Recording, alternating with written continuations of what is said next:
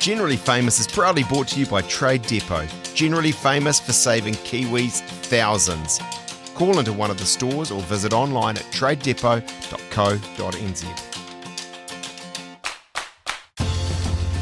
Kia ora Aotearoa and welcome to Generally Famous. I'm Simon Bridges and every week I talk to generally famous but always interesting guests about life, love and what makes them tick.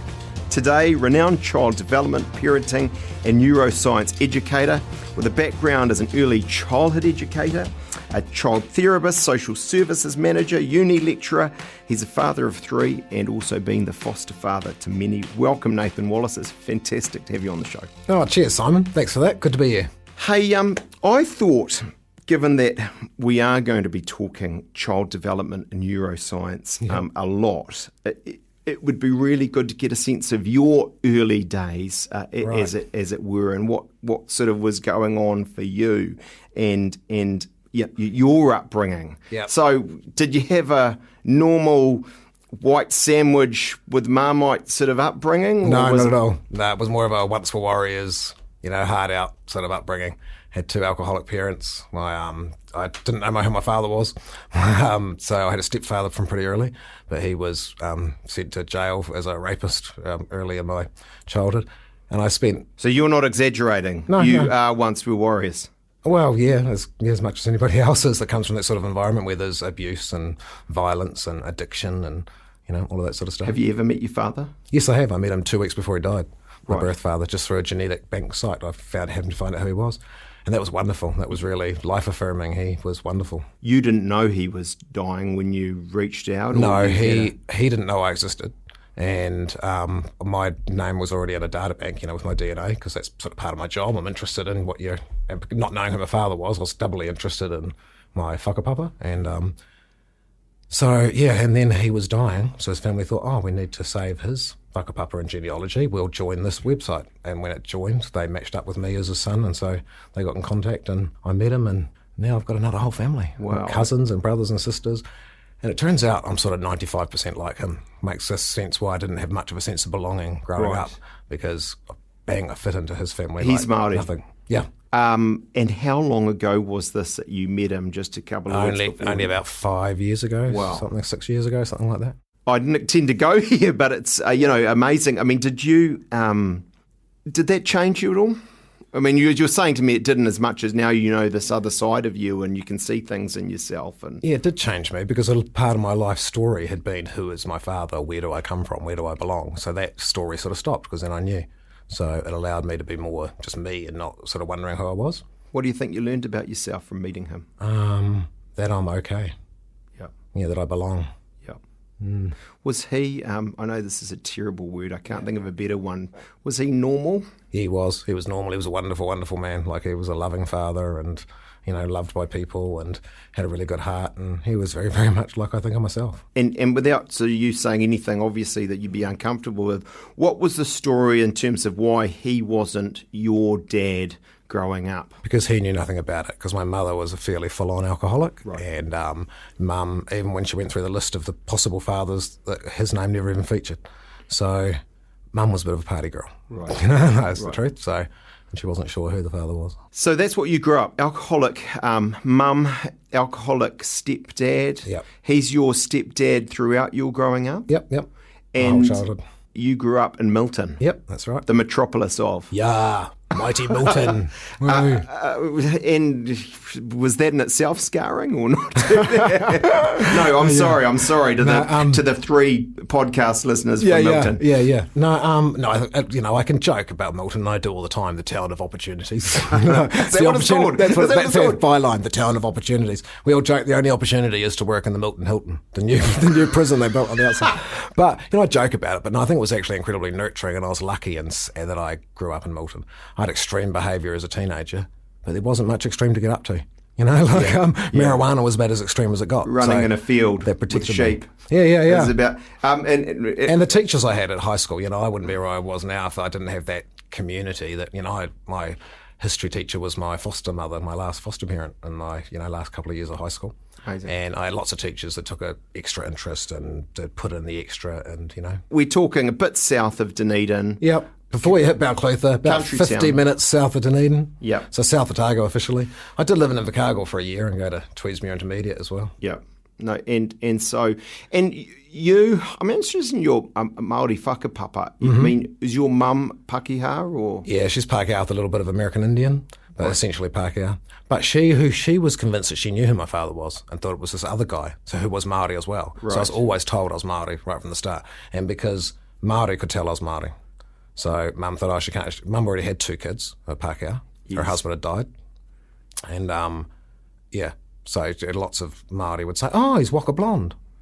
And Mum, for all of her problems, had some insight. And so she was like, it's probably important that not be cut off from him and that be acknowledged. So she always raised me acknowledging that I was Māori. And I got away with lots of behaviours because of that. Oh, that's why he sees stuff that other people don't see, and that's why he talks to dead people, and that's why he's weird. So I got lots of leeway for being Māori, so it was good. That said, though, I don't want to. I'm probably being very stereotypical here, but my sense of Milton, it's not. Let's put it this way: it's not. It's not Rotorua.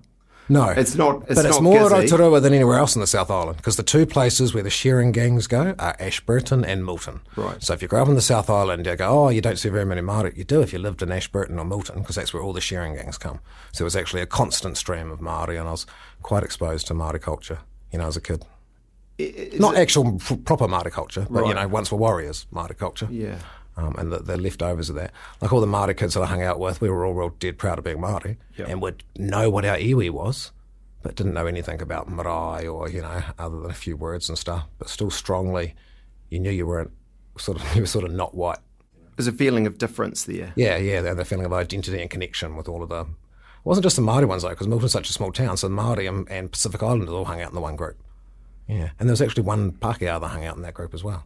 So it was a group of people that just didn't feel like they attached to the mainstream. And today, my sense is, and I recognise this in myself, you have more of a sense of that and an understanding of what means to be Māori. Is that fair? Yeah, absolutely. But this is a later in life thing that's happened. Well, when I first, there was no Māori at school, no kapa haka, none of that when I was at school. I'm 51, so there was none of that in Milton then. So I only got exposed to it when I went to university. Yep. But when I started studying it and hanging out with Māori then, what I realised was that heaps of the things they called Māori were actually Nathan. Yep. I didn't feel like I'm a separate person and then going to adopt that culture. Yep. I felt like, there's a whole culture of Nathans. All these rules that I'd worked out for myself that are how I see the world, turns out they're all labelled Māori things. Yes. Well, you, and I'm going to use this word because I just want to get out whether you were or not. Were you scarred from your upbringing, or you say it wasn't that? No, it was. It was. Yeah, you have your tāmoko. Certainly there was scars, but I've then gone on to do lots of therapy, and I've gone to train as a therapist, and I've done lots of healing since then. Or was it violent? Or Yep, it was very violent. And I'm presuming from everything you said and what you said about alcoholism, it was violent in every sense of that word, and not just physically, but also emotionally and all those. Yeah, all of those things. And your stepfather is this guy, and I'm again stereotyping. There's some wonderful stepdads out of there, but that's right. This is a guy who didn't take an interest in you, or no, he was really just a child predator, and was preying on the circumstances of my mother being pretty incompetent. Right. Mm-hmm. You now are renowned, as I said in the intro, for things like your educating and talking to parents, but all sorts on the first 1,000 days and the importance of it and so on. Mm-hmm. Obviously, well, I'm presuming you can't remember your first 1,000 days. It could be wrong. I can't remember mine. I do have my memory kicked in very early, so I do remember lots about my early childhood. Well, I suppose I wanted to ask you, knowing what you know now about how you grew up and the fact that it was the opposite of the nurturing, loving and so on that is so fundamental. I don't know, just talk me through that. What's the effect of that? What do you think that, how does that shape the Nathan Wallis I've got sitting a metre away from me right now? I think all of those experiences were valuable, no matter how horrific they were. I wouldn't want to live them again, but, when you come to the other side of something, what doesn't kill you makes you stronger. I can see pretty clearly the reason I and my brothers and sisters really have survived and done so well is because we also had these other resiliency factors. Like, you might have all these horrible risk factors, but I had a grandmother who lived on the corner, Nana Cook, who was not really my grandmother, but just a old lady in the neighbourhood who didn't have grandchildren yet and was sick of waiting for her kids. She found me outside once when my mother had left me there and forgotten I was there, and I was only a few months old. And she sort of, she tells the story that, God spoke to her and told her that she was my guardian, and she just looked after me the rest of my life. So when I had a horrible childhood, I also had a blissful, wonderful childhood when I went to Nana Cook's and got treated like a king. And, so I think that's what's made you resilient. You find most children, if they have trauma and good resilient experiences, the majority of them grow up to be resilient, contributing people. It's when there is trauma by itself with nothing else to counterbalance that. So I had lots of those risk factors, but I also had lots of resiliency factors. Moments, people, Nana Cook, that you could look to and have special times, comfort, safety, nurturing. Yeah. And also the prison system helped, because my stepfather was convicted of rape when I was about 8 months old, so he was gone for a couple of years. Right. So I got a couple of good years in there with my first 1,000 days. And that actually makes a big difference. It makes a huge difference. Yeah. And then the adult in your sort of home was just your mum? Well, for that time that he was in prison, But I was sort of farmed around, so I had my mum's actual mother would have me a lot of the time as well. She had like about 60 grandchildren, because mum's from a large family, but I got all the special treatment because I didn't have a father. So she wouldn't take the other children and babysit them. She was like, I'll be babysitting my whole life, but I'll take Nathan because he doesn't have a father. So I also had an auntie who was in the local orphanage who he was like 12 when I was born, and she was allowed to come out of the orphanage after school and come to her sister, my mother's house, to help look after me when I was there. And so she's always been a huge, loving, positive influence in my life. Wonderful. So I've always had all these people around me that absolutely love me and adore me. So I think that, obviously is what made it. Well, thanks so much for sharing that. It's it's a remarkable story you've told us. I'm really interested in as well how you got from there to this position where you are, like very well-known New Zealander, a go-to on a bunch of incredibly important topics for us all.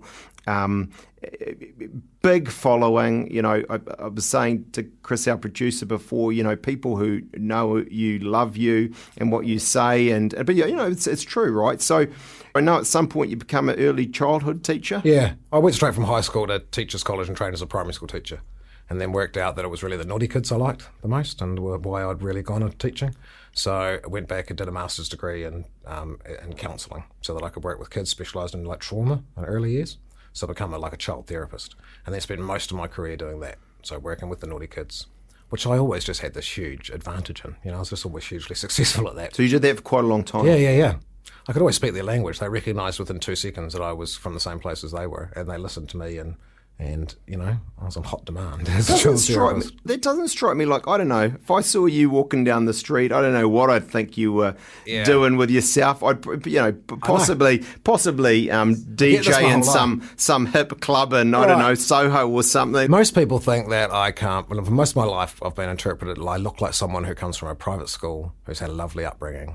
And I wonder if that's because that's kind of that designer stubble, Nathan. Well, it's that feedback's come back to me my whole life, even before I could grow stubble. So I think it was about rejecting the environment I come from. So, I was conscious. I'm a very visual person, so I looked different to the environment that I was in. But sounds like you didn't fall into being an ECE in early childhood. You actually intentionally went that way. Yeah. And then you sort of... I was always the family babysitter, so in this dysfunctional family where no one looked after the kids properly, I jumped in and looked after the kids properly. And when you babysit there, they don't go out for a couple of hours on a Friday night. They go out on Friday and come back on Sunday. So, and you're with a newborn baby. So I grew up knowing how to, I could always attune to babies and So a lot of that is intuitive, right? It's you having a heart for it, doing what you think is right. What happens, though, my sense is you then this becomes, and I mean this in a positive way, but it becomes academicized, if that's a real word, right? Yeah. How does that happen? Will you attach learning and knowledge and research to what you're doing? Was this just something that slowly happens over a decade or what? Yeah, it is. I mean, it starts out with going to teachers' college, and if I'm interested in people and where they come from, then I studied human development, and that's really the area that I'm in now. And right at stage one, and you do lots of different papers at stage one. That's the paper I straight away got A's in easily. It's like I clearly had that intuition and stuff made that a subject a whole lot easier for me. And I was fascinated in where people come from, how much is nature and how much is nurture. I'm still fascinated by that, with the story of meeting my father and turning out to be so much like him, and I laugh like him and express my language like him. Amazing, and, yeah, it's incredible how much. But I don't think there's a set recipe for all humans too. I think, there's a different number for each in terms of nature, nurture. Yeah, we are we're complex sort of characters. Yeah, each unique. Yeah, so that's you, and that's you're at pains to say, I think, that you're not a neuroscientist. No. You haven't got a PhD up the wazoo, and I'm starting a PhD, right? Yeah.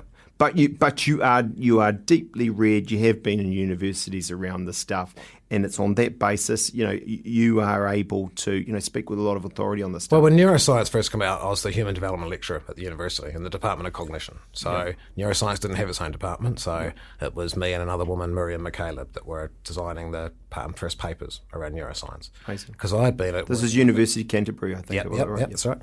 I'd been exposed to it with working with Parents as First Teachers, because that was a program that sort of integrated all that new neuroscience in throughout the program. So, that was my very first job, really. So my very first job, I learned all this neuroscience about stuff I already knew about babies and different developmental stages and how to respond and stuff. So it all really resonated for me because I already had that, network of thinking about human development anyway. So, yeah. And when I was really young when I became a parent, so I thought, better go along and do a parenting group. So I enrolled in a parenting group. And, by the third session, I was running the parenting group. I was like 20 and everyone else was 30-something. But it wasn't until I did that group that I knew how much I knew, and people in the group were just naturally, after the presenter said, because she wasn't highly competent, sorry to say, but after she explained what she tried to explain, the group just got into the habit of then turning to me and looking at me, and I'd re-explain it. And so that, and then they go, and get it. So I started to click. Yes, I started running parenting groups, and then when I went to Wānanga, a similar thing happened. The big kaumātua, who I could see were baffled and did not understand what the person was saying, and I could take the complex thing they were saying and say, what all he's saying is it just means this. So I think I can take the complex down to simplify. And like you say, I have had the job. I worked for a long time with Brainwave and had to be at the university. You have to be exposed to the research-based information and be immersed in that, as a job for years. Let's crack through some of it. We could spend, I could spend hours on this, but I want to let's talk about some of what you know and what it means for parents and wider whānau. The first 1,000 days, I have a sense of it, but why is this so important? Well, the actual neuroscience of it is really complex. So it's about making it meaningful to parents. And essentially what makes it meaningful is understanding that your outcomes aren't just determined by genes. Parents acted as if bloody Albert Einstein or Aparana Nata was your birth father, then you were just sweet because you had all the genes to be really brainy. We just have to feed you and water you. I think that's why we think early childhood teachers are not that important, because we think we're just feeding them and watering them while the genes grow. But genes make up 50% of your outcomes. Academically that's a number. It's a 50-50. So the other 50% of your outcomes are around the environment, and they're not across your whole lifespan. Basically, the human brain is in lots of ways seems like it's genetically designed to interact with the environment in the first 1,000 days of its existence to see what sort of brain it's going to need for the rest of its life. So it's gathering data to see, does it need to be on survival mode, or is everything called calm and safe, and it can actually afford to grow all those extra frontal cortex things. The way I get it meaningful to parents is to talk about how eldest children statistically grow up to be higher qualified and earn more money than the rest of the kids. Obviously not all the time. I'm the youngest of 6. What are you trying to say? Yeah. It's not all the time, because if your eldest child becomes an early childhood teacher, bugger all chance they're ever going to be the richest in the family, right? So, but if you take 100 at random people, that population... Early childhood owner, now that's a different story, Nathan. You've been missing a trick there, buddy. Yeah, I know. I was never really very motivated by money. Yeah. Which now that I'm 50-something, I'm starting to regret that. Well, is it a bit like this stuff? It's never too late to try. So the basic thing, though, is what I get from it. 1,000 days, it really matters. You can shape a little mind. Yeah. What I want to understand, though, one thing I'd be keen to understand, are we talking here in terms of because that love and nurturing and security and interaction makes you happier as a general rule over life? Or are we talking about how we can make a little Einstein, or is it all of that? All of that, really, because it's just about the development of your frontal cortex, brain number 4, the brain that really makes us human, that prefrontal cortex. And that's kind of optional. It doesn't just come online because you're fed and nurtured. It comes online because of all of your safety responses are kept calm in the early years of life, and that allows it to grow.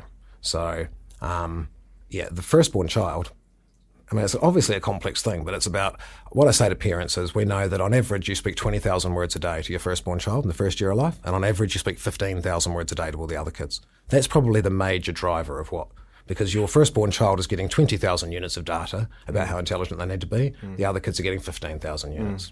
Now, it's not just a cause and effect thing, it's a correlation as well. You tend to end out speaking actually more throughout their childhood to the firstborn child.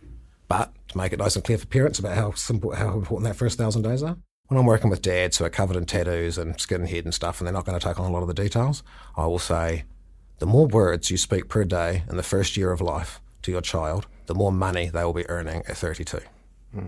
Because that kind of summarises all of that, and but it depends what audience I've got as to how much complexity you're going to go into. There's so much I could ask about this, but does I forget the fancy word, I know it's not that fancy, but does pre-birth pregnancy matter? Absolutely, it matters. Is all that chatting to them and playing the Mozart and stuff? And domestic violence you're exposed to during pregnancy. It's that first 1,000 days that we talk about starts at conception. So it includes all of the pregnancy. And then in the first 1,000 days, the whole kit and caboodle, you've given me a good tip there. So I'm a parent, I am, but they're older now. But I should be talking a lot to them. Yep. What else? What are some tips, top tips for parents? Being in relationship with them. It's good to get talk. I'd encourage you, if you don't know what to say, then use parallel talk, which is like sports commentary. Oh, look, he's putting his hand up into his mouth and he's biting his fingers, because you're still exposing them to language, and that's a good thing. But it's mainly actually about being attuned to your baby and being in relationship with them. The more, your brain's amazing, my brain's amazing, but the real amazing things about brains are when they come together.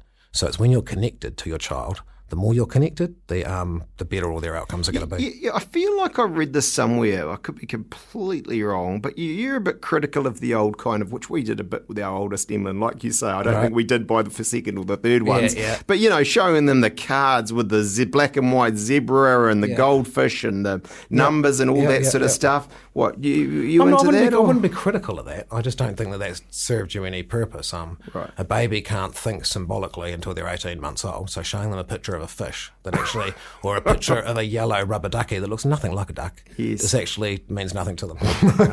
So I don't think it did any harm, though. You were talking to them. Well, I'm not critical of it. I think he chewed them. No, I think he probably I'm not critical of it because it did absolutely no harm. And it had you interacting with your child, so it was a good thing. Yes. It just probably didn't do all of the 7-year-old things that you thought they was going to do. because you've spent all this time in university and you come from Milton, and we were talking about this earlier, I'm trying to impress you here, but he was a poet like 500 years ago or something. My wife's favourite poet is Philip Larkin, a poem, and he's got a very famous poem. There's something like, they fuck you up, your mum and dad, they don't mean to, but they do. One thing that sort of it doesn't worry me, but I'm interested in your view. Mm-hmm. Like, a lot of parents might be a bit intimidated by this, though. They might have stuffed it up, or they might have. And there's no such thing as a perfect parent, is there? No. I mean, I have exactly the same fears. It's probably worse for me because I'm on as a parenting expert. Yeah, shame on you. It just takes one of my kids to decide to write a Daddy Dearest book and decide that they're pissed off. And they'll wait till you die. I have times that comes quite close with one of my kids. We talk about a sandpaper baby, the one of our kids that probably rubs us the wrong way. And so, I've got that. So I don't pretend. I've never set myself up as a parenting expert. I've set myself up as someone that knows the research and can summarise it quickly for you, and you're in charge of what you do as a parent. I want to be helpful and guiding. I don't want to be judgmental. I'm not a perfect parent. I've got, I think I've been a good parent. I'm proud of my parenting. I really put a lot of effort into my parenting, and I made an effort to, finish work at 3:00 when the kids were, teenagers and stuff, to be at home and really put my money where my mouth is. I'd stayed at home in the Too late by then, though, isn't it? Well, I stayed at home with the infant years too. With they also went into childcare, but but I would never think that I've done a perfect job. And I also know that 50% of their outcomes were already determined at birth and had nothing to do with me. If I get a temperament clash, it is possible to be a wonderful parent and have a delinquent child. Yes. It is possible to be a delinquent parent and have a wonderful child. Absolutely. We're just talking most of the time. So I think we need to be compassionate to all parents, really. Yeah. And it's hard, right? I mean, this is the same for, my wife and I. We both work. And we're busy and we're running around, and that's true for, I'm sure most people who are listening right now. What I take from what you're saying, though, as well, though, is what would be, we've talked about what good looks like, what bad looks like, and I'm not talking, obviously, abusive and all of that stuff at one real end of it, but as what bad at a level looks like is kind of them left to their own devices as a literally without any stimulation or love or comfort. Or worse, on the iPad. Yeah, well, we'll come to that. Which is, let's do it now. That's the issue of our times, isn't it? Yeah, so they'd be better to be left by themselves without an iPad than they would be left by themselves with an iPad, I think. An iPad, to a young baby is a flashing light, and a flashing light just arouses the brainstem. And the more your brainstem's aroused in the early years, the less of that, frontal cortex is likely to come online. So it's addictive, right? As addictive as drugs. Yeah. It doesn't give you what your brain's evolved for in the last, hundreds of thousands of years, which is that human interaction. Your brain acts very different on an iPad. Even when it's pretending to be interactive, acts very, very different than it does when actually talking to a human being. So it was a bit of a danger. So you're a parent, and you're not, but you're a parent of a 5-year-old. Yeah. I've got a granddaughter that's 5. And they want the iPad or your device or whatever it is. Yeah. What's your advice on that? I'm not going to beat myself up if I do it. But I will only do it as a last resort. But I'm not going to have to pretend to be super parent or have to be always. Sometimes it might be a bad day, haven't got my shit together, my tolerance level's low, and I just need her to, just give her the iPad. Yeah. But that's not going to be my first port of call all of the time. I'm going to try and have days where I'm not tired and I'm not strung out, and I'm going to try and distract her. Day in, day out, you're doing them at a service. Yeah. What do you think about actually at school, though? Because I'll tell you, I don't like it. I just think there needs to be boundaries around it. I know from the research that if your child has 2 hours a day device-free time, they seem to get all the benefits they get from not having any devices. So is the school ensuring there's 2 hours where they aren't using those devices? Because kids are also, moving and doing PE and doing art and stuff. If you construct it in such a way where there's 2 solid hours every day where the children don't have devices, the school could technically argue that they're providing what the research shows as a protective factor.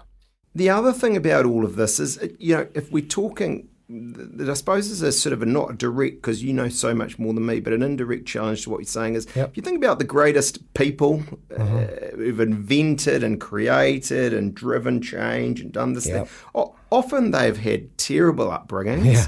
They haven't had anything you're talking about, or, in fact, they've had the worst of it, and you're an example of that. Yeah. And yet they have somehow, maybe it's the chip on their shoulder or both their shoulders, they have achieved amazing things. Yeah, that's right.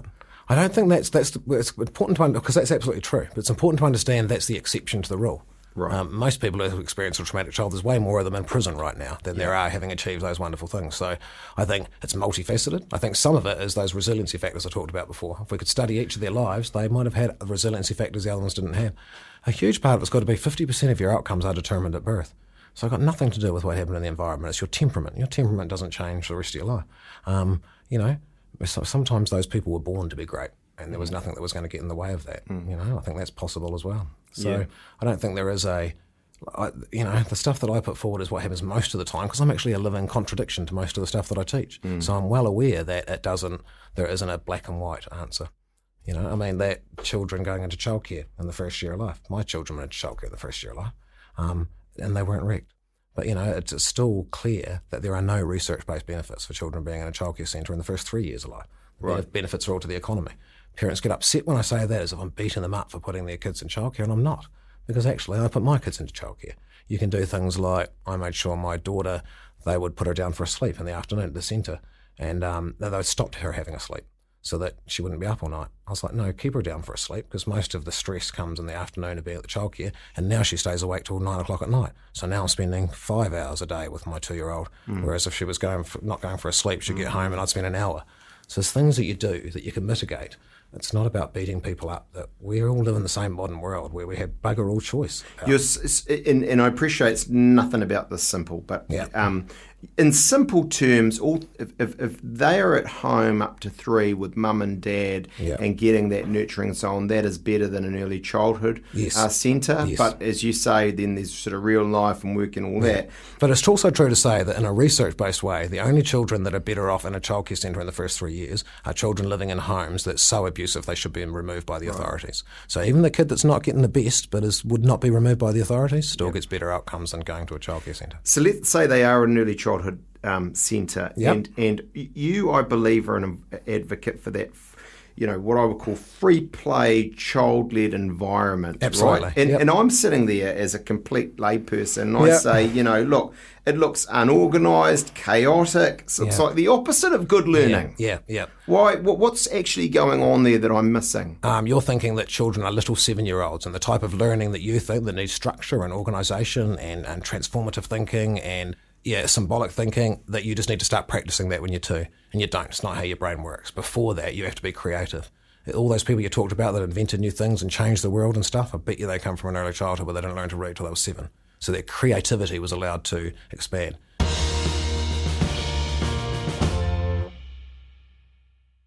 There's 3 things that I love about Trade Depot. Probably more, but 3 that really stand out to me.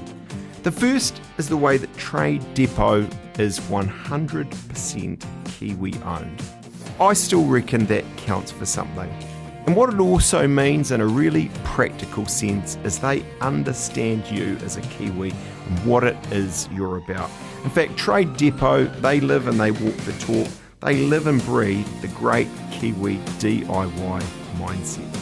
The second thing I really, really like, and in fact can spend a lot of time getting sucked into, is that Trade Depot stocks more than 4,500 top quality home improvement products. You heard me right there, 4,500. And that's because it's New Zealand's largest online home improvement store. When you're in there, you can get the colour, the type, the size you want from their top quality home improvement products. The third thing that I really like, and I think is why Trade Depot's doing so well, is low prices always. Low prices always. There's free delivery with minimum spends for Auckland, Hamilton and Christchurch. T's and C's apply.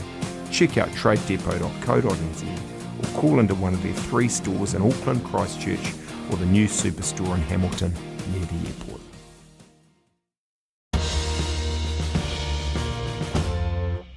What do you make of the different school approaches? Like there's, and I think I've had kids in a bit of all of these things. You got Montessori, Rudolf Steiner, the ordinary Forest School. What are you, without getting you in hot water and saying something controversial, if you take those sort of approaches, what are you like?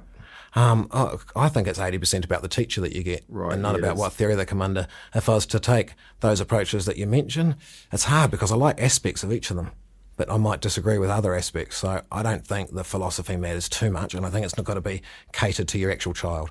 Montessori is quite structured. So if I've got a boy who's not the firstborn, who's quite wild and can't focus his attention, then that could be ideal. If I've got a firstborn girl who's already out to please everybody and is already trying to, is already way ahead, then going to a Montessori and expanding on that is not necessarily, I would want to take her down the creative path. Basically describing my family. Right. I'd want to take her down the creative path, because creativity under the age of 7, so much of problem solving is creativity. It's that ability to generate solutions. And that doesn't come from nowhere. It doesn't come from your genes. It comes from a free play, child-led curriculum under the age of 7, where, like you say, they look chaotic and like they're wasting their time. What they're doing is following their own process, and they're forming an identity as a learner, as a little scientist interacting with the world. It's what we call dispositions. They're the dispositions that actually determine how well you're going to do. Dispositions like how long you focus your attention. When they're in a free play environment, they'll focus their attention for up to 20 minutes on something that they've chosen. When we're in adult-led curriculum, where we take them to the mat, they focus their attention for 7 minutes. How long you focus your attention, persevering through failure. When they're wasting their time building a sandcastle, they probably have to build it 3 or 4 times before it stands up. So they've learned to persevere through 3 or 4 failures to get success. When we had adult-led curriculum, we bring them to the mat. What colour is this? What number is this? They tend to try once. If they get it wrong, they stop and shut down. Those dispositions are what it's actually needed under the age of 7. It's not They're not little 7-year-olds needing literacy and numeracy and structure and order. And then from 7, so you're an advocate for basically we should have a system like they do in some countries, which is you don't get that formal reading, writing, arithmetic until 7. I'm picking up loud and clear. Yeah, and when those some countries you talk about, they're all the countries that get the top of the PISA scores. You know, the international measure that we use for how good that education system is, all of them are basically Scandinavian countries. They allow that creativity. It's not just about making them academically. I would say probably the largest factor in our teenage suicide rate is the fact that we don't allow creativity under the age of 7, and we bring in that structured, organised mind too early, and it causes a big uptake in anxiety and depression, because that anxiety and depression is really about black and white thinking. And we've squashed all that creativity by teaching them to read at 3 and taught black and white thinking. So when the 15-year-old gets depressed, if he's been in that structured thinking right from 3, he generates one solution: I'll go jogging. When it don't work, he gives up, locks himself in his room, gets more risk of suicide. The kid who was playing at 7, had to build the dam in the river, had failed 19 times before he finally dammed the river at time 20. He gets depressed as a 15-year-old, generates a solution, go jogging. When it doesn't work, he generates another solution: I'll adjust my diet. When that doesn't work, he generates another solution: I'll spend time with my grandparents. It's not a big leap to work out why that creativity, that makes them much more resilient as teenagers. Amongst the disposition traits and the differences, there are, as a generalisation, differences between boys and girls? In those cognitive measures, because we tend to measure the cognitive stuff, which is a 7-year-old stuff. But we don't tend to measure those dispositions. The research base is to do that, but they're harder to measure. And learning stories in early childhood tend to capture those dispositions, but it's not what the ministry measures. I suppose I'm just trying to ask you, if you're dealing with a boy, you're dealing with a girl, whether they're 3, 5 or 8. Yeah. Should we treat them differently? I mean, not in, they both go to the same class, but would cope. I mean, there are differences in the research, differences. But again, it's like we know that boys who are not the firstborn tend to be the slowest developers.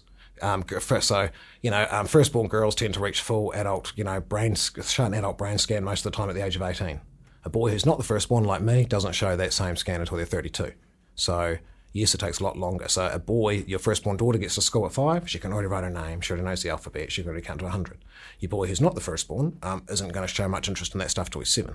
So after your boy after your firstborn daughter's been at school for a year, she's been told, aren't you clever, aren't you a good girl, aren't you a hard worker? Really encouraging positive dispositions. Your boy who's not the firstborn, who is developmentally not actually ready for that and would do far better if you just waited till he was 7 and let him learn it in 6 weeks and think, shit, I'm clever. We don't. We introduce it at 5 as well. And it's normally a long, slow, drawn-out, painful process in which they experience repeated failure.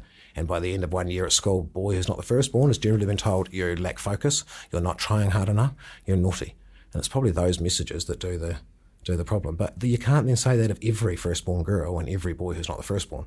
They can only ever be guidelines, because they're individual people, and you've got to take a million other things that influence them into account. If we jump forward to sort of older kids and what's happening in school, we've talked free play, we've talked sort of, that need for creativity and not actually getting them this formalised, structured stuff. And, you speak very powerfully about that. When we get older, the traditionalist in me wants to ask, are we all right then to be giving them a bit of structure? Yes, absolutely. Yeah, because, spare the rod, spoil the child. Originally comes from a Jesuit saying it wasn't about discipline, about hitting them. It was, we're given a rod when you were 7 that you pointed the words at to read the words. So spare the rod meant don't teach them literacy, spoil the child. You don't really reach all their full potential. And that's true. Literacy is wonderful because it's a repetitive pattern. It really, uses that frontal cortex. Repetitive patterns are wonderful for your frontal cortex. I only advocate that we wait until that naturally comes online. You can't force that. Even Piaget, our whole education system is based on Piaget's stages of cognitive development. He didn't have brain scans. Just through observing children, he could see that they learned in a different way. They had this symbolic thinking and stuff between the ages of 7 and 8. He called it the concrete operational stage. I'd just say, now you're ready to be in your frontal cortex. I want to cast forward to teenagers. You've told me that, or I've seen, I should say, that you say that part of their brain's, quote, shut for renovation. Wow. What's going on with these naughty teenagers? Yeah, again, it's about trying to make it meaningful to parents. Now I'll go on after that to go, actually, 10% of the time they're just as much an adult as you are. 10% of the time they can control their emotions just as much as you, and plan for the future just as much as you. So it's not really so much shut for renovations as it is It's It's possible I made that up. No, I do say that. It's just that's a way of getting parents to understand it, because they see the things in a frontal cortex, a kid's ability to empathise with others, control their emotions, all go backwards. So it's because they're all frontal cortex functions, and it's basically shut for renovations. But the literature's really moved over the last 2 years sort of to pointing that out, that actually shut for renovations makes it sound like they're underdeveloped, and they're not underdeveloped. All of that stuff is there, all of the empathy and control emotions. It's just they're wired in such a way that it's cut off from them, kind of, 90% of the time. A kid in their teenage years is primed to live in their limbic system. So it makes them incredibly creative. So they're wonderful at being inventive. You can say that any invention that significantly advanced mankind come from the brain of a teenager. No adults ever invented anything significant. No adults ever come up with any significant idea that's advanced human thinking. It's a bit like in a lot of artists. I mean, their best stuff is under 32. And then they're out the other side and they don't do anything. But again, there's a few exceptions. So they're good at being creative and innovative, but that's for the same reason, because this frontal cortex is kind of shut for renovations. So what would your advice be to a parent of a troubled or troublesome? I'm not talking about the more serious mental health stuff. We might come to that, but. What should we just got to kind of wait it out? No, in some ways we do, because that's what we all do, isn't it? In some ways it's control your own anger. Anger ain't going to help anything. He said wisely now that he's a grandfather, but didn't actually do it at the time. But looking back, anger doesn't really help anything. I'd say you'd need to focus more on the quality of your relationship and not on the power and control stuff of getting them to do as they're told. And there's simple things that you can do to improve the quality of your relationship with your kids. So if they're having trouble with the kid, I'd give them tips like that. I used to be a criminal lawyer, and I don't want to be guilty of leading the witness here and telling you what I want you to say, because I don't mind what you say. You say whatever you want. But when I was a politician, I was one of the few young fogies that voted against lifting the alcohol, dropping the alcohol age from 20 to 18. Right. I voted against the various things around cannabis reform. Right. And one of my big reasons was around, what we know about, and I'm not saying I know particularly strongly, but kind of the literature on what this does to teenagers' brains. Yeah. What do you sort of say about drugs, both booze and, if we take the real common one, cannabis? I was involved in writing submissions to the government at the same time too, to say to leave the drinking age at 20. This whole international organisation's called Not Until 21, because the research is clear that if you could wave a magic wand and no one drank alcohol till they were 21, 99 to 100% of our problems with alcohol would disappear. That's even our domestic violence problems and our accident emergency. When the 45-year-old man goes out, has a dozen cans, wipes out his frontal cortex, loses empathy, understanding of consequence, goes home and beats up his partner, people think that's a problem with alcohol at 45. It's not. It's a problem with alcohol when he was a teenager. If he hadn't weakened his frontal cortex as a teenager with alcohol, then he wouldn't wipe out his cortex as an adult. He necessarily wouldn't lose empathy, wouldn't go home. So even all of the problems we have with alcohol are to do with the damage it does to the teenage brain. So, I would say cannabis. To 20. Cannabis is under 18. So it does problem that you lose on average 8 IQ points if you smoke marijuana under the age of 18. There's no evidence you lose any IQ points if you smoke it after 18. The only other causative thing we know for sure about marijuana is it can trigger schizophrenia. So you have to have the genes for schizophrenia, and there's no evidence that it triggers that after the age of 19. So it's really the marijuana stuff just relates to under 18. It's damaging for the under 18-year-old, but it really does nothing after that. Let's say that I'm a mum or dad, or someone's listening here, and they are, or they're an uncle or an aunt or wider family, and they've done everything wrong, right? Yeah. And they're sitting listening saying, this is terrible. Yeah. So whether it's them thinking about their kids or actually themselves and their upbringing, actually, I suppose what I want to get into is your view, but I'm sure that's based on evidence that, you can actually change the wiring. It's not sort of too late. And I think the fancy concept is neuroplasticity. Yep. Run me through that as a just like you said, really. Concept. Just the neuroplasticity is that brain's ability to rewire itself and to bring on board new behaviours. And we are living in the age of neuroplasticity. So just like you indicated, we know there's much more pliability than we previously thought. So you absolutely can change. Even when we talk about predicting kids' outcomes from the age of 3, we can predict your outcomes actually when you're in your mother's womb. We can predict a lot of your outcomes, but we can predict heaps of outcomes from when you're at the age of 3. It's not because you're set at the age of 3. It's because most people don't have an intervention. So if you were living once for Warriors or some abusive, horrible life, 0 to 3, the majority of those children stay living that life until they're 18. That's why we can predict their outcomes. But if you move them out of that abusive environment and you move them into a loving, caring home, absolutely the brain responds and the brain changes, and typically those children will be resilient. But if I'm sitting there and I'm 25, 30, 35, Yep. and I've got a problem, it's drinking, let's say, or it's some other behavioural thing short of that. I don't know. Maybe I'm just addicted to my iPad, and I'm going to. I don't know. But tell me about what does change look like for that to kind of. Is it just as simple as consistent kind of behavioural kind of? It is. It's self-control. Self-control is the key word. Self-control, and your brain, I mean, basically everything you do is a neural pathway in your brain, and the reason you do it automatically is because it's covered in myelin. You could say it takes about 90 to 100 repetitions. So if I've got the self-control to get up and get out of bed 90 days in a row and go to the gym, then after 90 days it's a fairly automatic behaviour. I've changed my brain, the neuroplasticity of my brain. I've got a neural pathway just as strong to say get up and go to the gym as I do to say lying in bed. But to get those new behaviours up and running, it's, like I say, they've got lots of neuroplasticity. You can do it, but you need the self-control to get your ass out of bed the 90 days in a row. I suppose it's a bit like, and there's no science behind what I'm saying, but I'm just listening to you.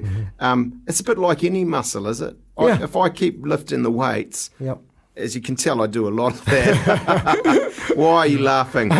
Sorry. The same is true with my brain. That exercise, it builds the strength. It is. Your brain. People tend to think that their brain chemistry dictates who they are, but I think modern science tells us who you are dictates your brain chemistry. Do you have daily regimes or things you do that you'd sort of say have come out of your learning, or I don't want to make you look like a weirdo here, but I have daily hassle myself that I'm not walking the talk and doing the things that I know all the learning is. So I have let the gym lapse, even though I know how beneficial that is, how many endorphins it releases. I don't let things get really bad. I still walk a bit and stuff, but I think we're always trying to live our higher selves. And I don't pretend that I stay in my higher self all the time. I have moments of being in my higher self where I'm going to the gym and I'm eating properly and I'm cutting down on my sugar. And I have other moments where I have 12 cups of coffee a day and I put 3 sugars in them. And and I can't be bothered going to the gym. Terrible person. Yeah, I know. But I think we're all trying to get that level of self-motivation. The more you do it, the more you, the easier it is. The more supports you have around you and the better you manage your life. If I live with a whole bunch of fat, lazy alcoholics, I'm probably not going to go to the gym. If I live with motivated people, then it's more likely. So there's things you can do to increase it. But at the end of the day, it comes down to self-control. Your ability to make yourself do the shit you know is good for you, but you don't really want to do. Have you ever suffered, and I have no basis on which to ask this, but have you ever yourself suffered from, what you would call serious, more than just normal anxiety or depression? Anxiety, yes, but not depression, no. What's going on in the brain, and what's the sort of the? I've been fascinated on this podcast alone. Right. Just the number of people who it's a really, and I feel very blessed that I've been depressed from time to time. I've had anxiety, but nothing that I would consider was at any level clinical. Yeah. A lot of people, whether successful or interested with it, they've really suffered from this. What do you say is going on? What do you think are the basic answers? Does it come back to that neuroplasticity, does it? Or? Anxiety and depression are kind of different things. I think the people that have suffered it and come back from it in some ways have an edge because now they've got the tools in place to know how to get back from there. And the more you get back from there, the stronger your brain is in some ways. It makes your brain fitter. Because you can wallow there for the longest time, but if you get out of it, it's usually because you got up and did stuff, and the first time's the hardest, the next time will be easier. So in some ways, they've got skills that the rest of us don't have. So it's, maybe better to have loved and lost than never to have loved at all, something like that. Anxiety for me is often trauma. It's people's, you've got brain number 1 is your survival brain, your brainstem, fight, flight, freeze. And brain number 4, that frontal cortex where all your good stuff is. They essentially work like they're on a set of scales. And if you experience early trauma, your brainstem is aroused and you go on hyper-arousal because you don't know what's going to happen. You're in an unpredictable environment. It's negative. You have to stay on hyper-arousal to be aware of what's going to happen. If you're being looked after by your nana and you're in a huru mowai, you're blissed out in a heaven-like state, then your brainstem comes down and you can afford to evolve and develop all of those frontal cortex things which are about attuning to people and stuff, which you don't get to do if you're in a state of anxiety. So usually anxiety is people who have experienced trauma early on and their brain's been automatically set on hyperarousal. So they've gone through their life kind of on hyperarousal and it's harder work for them to access their frontal cortex. But they've all got neuroplasticity. They can all do it if they do meditation, and yoga seems to be the number one in the literature that actually is the most effective way to change that. Do you do any of that stuff? Yep, I do. Yeah, so but not as often as I should. Right. Yeah.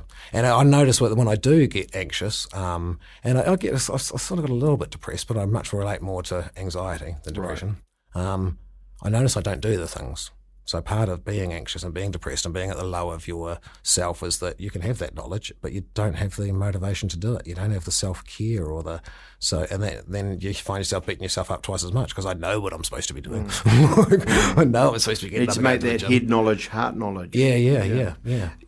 You said to me 51. Yep. In good shape for a 51-year-old. But and you've lived life. You know, we've heard in this podcast of rollicking story about once we're warriors through to universities, through to very influential in your fields. What's left for you? Well, I mean, I'm not sure you've got lots of years left, but what do you sort of look forward to and say, this is what I want to be doing. I still aspire to do this. Yeah, it's hard to answer that without sounding a bit corny. That I've just really, I remember thinking early on, you're only here for about 80 years. So what are you going to do? What's the most well-used whakatauki from the Māori have? He ahata me nui o te ao, he tangata. What's the most important thing in the world? It's people. But if you're going to be here and you're going to make a contribution, it might as well be to people and make the world a better place for people. I don't want to be, someone that's contributing to negativity, so I don't want to be a lawyer. Lawyer, a politician, or a businessman. I thought from my perspective, they were contributing to negativity.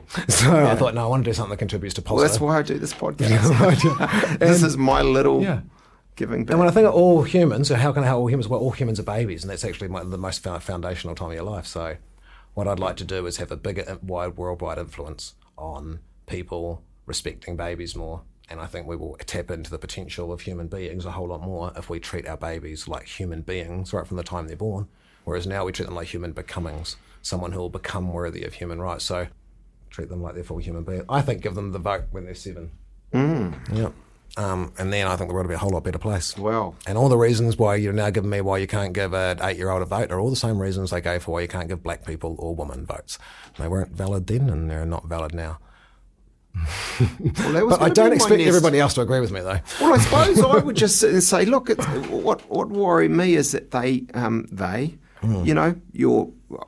an 8-year-old, Harry, actually. I could think about giving him in the vote. He's an articulate, clever, he's got an opinion. Little guy with some very well-formed opinions. I don't always agree with them. But so let's leave that alone, actually, because I don't know where to go with that one. But I think people want to say, but you could easily influence him.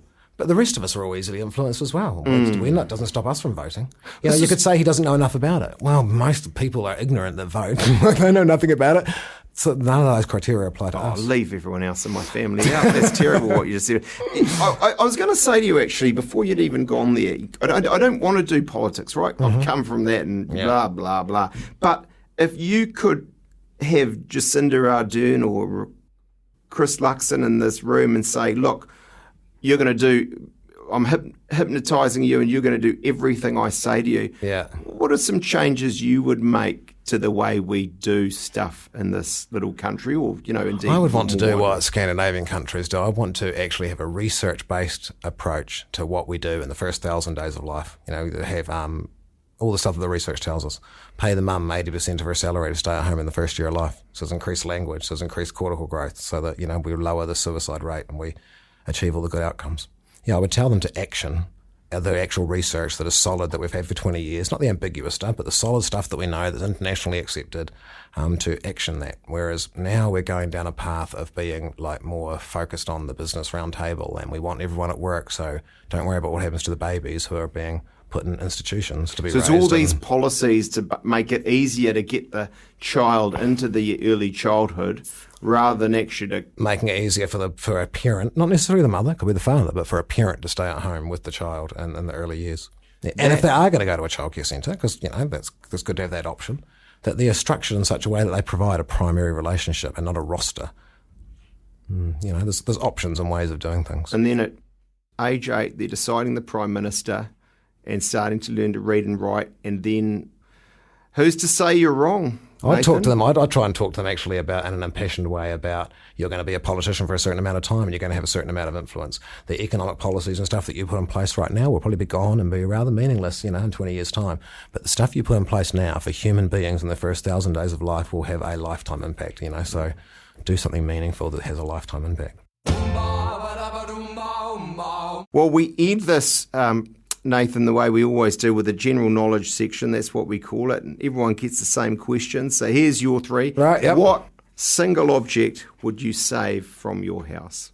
I've got a box of treasures because I'm not much of a hoarder, so I do tend to throw things out and then afterwards think, oh, damn, I need that now. So I'm the opposite to a hoarder, but I've got a box of treasures of special things that the kids gave me because I don't collect every picture and stuff, so it's down to one box, and it's got one of my foster mothers who's passed away, a phone with her voice on it, on the message. It's got this box that my son made me at kindy that he said I could put all my dreams into and they'd all come true. It's stuff that's sentimental and meaningful because I like stuff, I like things, but I don't get overly attached to them. So that reminds me of a Pablo Neruda, I think his name is, poem about stuff and things. But I just thought I'd get that in there because we've been talking poems and fancy poets. Yeah. You've got this is not one of the general knowledge questions, but I think I'm right to say you've got you've got armour, you've got ancient kind of Greek artefacts and stuff. So you like that kind of cool stuff that's got a story quirky, in it. Interesting, don't like to be normal. So my house. Weirdest thing you've got then? The weirdest thing I've got. Well, not weird. That's the wrong word. Probably I've got I've got a replica of my own version of a Doctor Who console in the set for my office desk. So it's got, it's got a bowl with 2 hearts in it because Time Lords have 2 hearts and a bubbling water. And so I want my house to look really interesting to my grandchildren. I want my grandchildren. So to they come around wow, and they're like, yeah, this is the most amazing house ever. Yeah. So that's why I like interesting, quirky stuff. And I think just the upbringing I had. One of the foster mothers I had was a witch, and she had lots of weird, interesting, quirky stuff in her house, and I loved the atmosphere that it created. I'm imagining frogs' legs and spiders. Yeah, there was a bit of that. And, it was mainly more crystals right. feathers and things. Interesting. What's the best night out you've ever had? Yeah, you told me about this question, to think about it. Oh, God. I got down to 3 nights, really. Well, you can't, after what you've told me earlier, you can't go out for a night on the booze. Oh, right, yeah. No, I did all that as a teenager. Right. I was pretty rebellious and just smoked lots of pot and lots of alcohol from 11 till about 18. I was over it by then, by the time I got to uni. But the best nights out, what I noticed was all 3 of them were to do with having a sense of belonging. One was after a wānanga, my first immersion wānanga in Te Reo Māori that I went to, and we all went out on the town afterwards, and I just felt really that I belonged as Māori, whereas, being pale-skinned and not necessarily knowing my whakapapa early on, you can feel excluded from that. And so having that wānanga and then going out with them and really being accepted as part of the group, and so we just had a brilliant night, I was in Egypt just before COVID, and they had this wonderful, wonderful stereotype of being a New Zealander. So they just treated me like a king, and they invited me along to this wedding, and I went to this wedding, and it's got all these stories they were like, American and English are bad white people, Australians are quite good white people, New Zealanders good white people. And so they were really impressed that I could speak Te Reo Māori. That a white New Zealander would also speak the indigenous language. I think they thought every New Zealander could, because I could. But the stereotype was so positive. I felt so proud being a New Zealander. And I feel like you had a third. Yeah. The third one was going back to Milton and having to go back, and I was there for New Year's Eve and going, oh, God, I'm stuck in Milton for New Year's Eve. How boring is this going to be? And I had one of the best nights ever at the local country club. And again, it was a sense of belonging. I never really felt like I belonged in Milton. I was a bit weird, didn't fit in. And so having all the locals be so pleased to see me and accept me, again, a strong sense of belonging. So, what's the best advice given to you and who gave it? Be my nana cook. She said, how you treat other people is not a reflection of their worth, it's a reflection of your worth. So treat everybody else like they are someone important. That's absolutely right. Hey, Nathan Wallis, it's been fantastic to have you over this hour on Generally Famous. You've been listening to Generally Famous. There's a new episode every Wednesday. You can listen to them all at stuff.co.nz/generallyfamous or wherever you get your podcasts. In fact, if you follow us on Apple or Spotify, any of the podcast apps, in fact, you'll get the latest episode automatically. Sounds good, right? Thanks to my producer, Chris Reed. I'm Simon Bridges. I really appreciate you listening. Generally Famous is proudly brought to you by Trade Depot. Generally famous for low prices, always.